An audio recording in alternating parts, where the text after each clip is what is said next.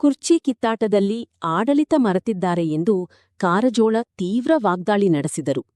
ಅಧಿಕಾರದ ರಾಜಕೀಯದಲ್ಲಿ ತೊಡಗಿ ಜನರ ಸಮಸ್ಯೆಗಳು ಮತ್ತು ಅಭಿವೃದ್ಧಿ ಕಾರ್ಯಗಳನ್ನು ಸಂಪೂರ್ಣವಾಗಿ ನಿರ್ಲಕ್ಷ್ಯ ಮಾಡಲಾಗುತ್ತಿದೆ ಎಂದು ಅವರು ಆರೋಪಿಸಿದರು. ಸರ್ಕಾರದ ಒಳಗಣ ಕಲಹಗಳಿಂದ ಆಡಳಿತ ಯಂತ್ರ ದಿಕ್ಕುತೋಚದ ಸ್ಥಿತಿಗೆ ತಲುಪಿದ್ದು, ಸಾರ್ವಜನಿಕರಿಗೆ ಅಗತ್ಯ ಸೇವೆಗಳು ಸಕಾಲದಲ್ಲಿ ಸಿಗುತ್ತಿಲ್ಲ ಎಂದು ಟೀಕಿಸಿದರು. ತಕ್ಷಣ ರಾಜಕೀಯ ಗಲಾಟೆ ಬಿಟ್ಟು ಜನಹಿತದ ಕಡೆ ಗಮನ ಹರಿಸಬೇಕು, ಇಲ್ಲವಾದರೆ ಜನರು ತಕ್ಕ ಉತ್ತರ ನೀಡುತ್ತಾರೆ ಎಂದು ಎಚ್ಚರಿಸಿದರು. ರಾಜ್ಯದಲ್ಲಿ ಸಿದ್ದರಾಮಯ್ಯನವರ ಸರ್ಕಾರದ ಕುರ್ಚಿ ಕಾದಾಟದಲ್ಲಿ ವಿಧಾನಸೌಧದಲ್ಲಿ ಆಡಳಿತನೇ ಇಲ್ಲದಂತಾಗಿದೆ.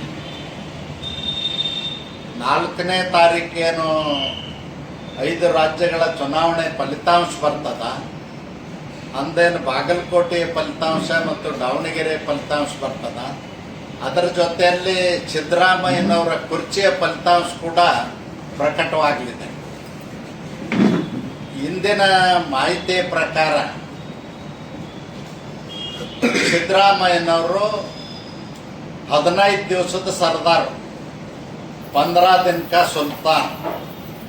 ಅದರ ನಂತರ ಸಿದ್ದರಾಮಯ್ಯನವರು ಈ ರಾಜ್ಯದ ಮುಖ್ಯಮಂತ್ರಿಗಳಾಗಿರೋದಿಲ್ಲ.